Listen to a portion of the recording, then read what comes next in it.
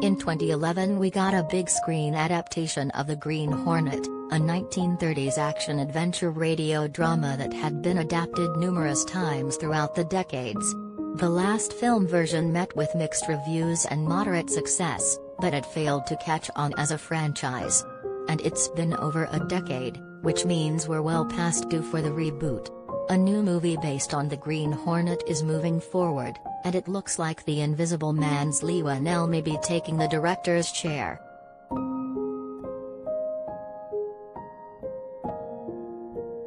Executives at Universal have reportedly been meeting with several directors over the last couple weeks about the directing job for the movie The Green Hornet and Kato.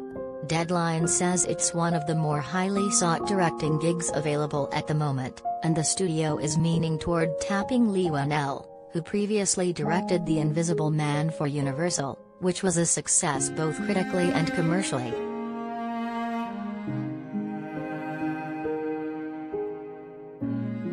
The Green Hornet and Kato is a script by David Cope, writer of the original Jurassic Park, the first Mission Impossible movie, and more than 40 other films.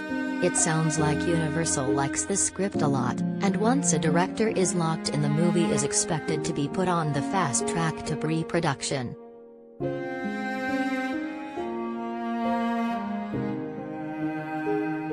The Green Hornet began as a radio drama into the 1930s.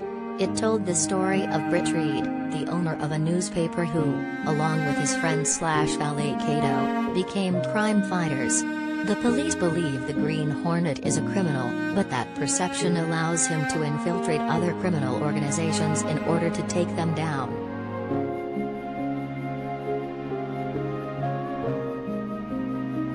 The radio show was adapted into a movie serial in the 40s and a short-lived TV series in the 60s. The show's primary distinction is that it marked the debut of Bruce Lee to the American audience, who co-starred as Kato.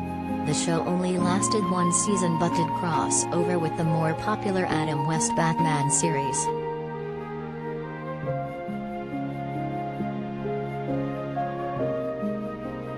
The 2011 movie version of The Green Hornet starred Seth Rogen as Britt Reed and went with an action comedy vibe which did not match previous versions of the characters. To be fair, the movie could have been even weirder than it was, as Nicolas Cage was almost cast as the Green Hornet villain in what would have been a wild performance.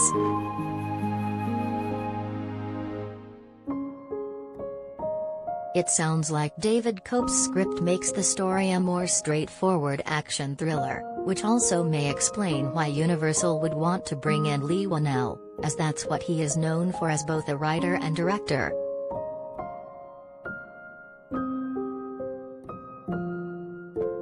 While there probably aren't a lot of huge Green Hornet fans out there unless you grew up listening to cassette tapes of old radio shows, those of us that are fans are probably all much happier to see a more traditional version of the character.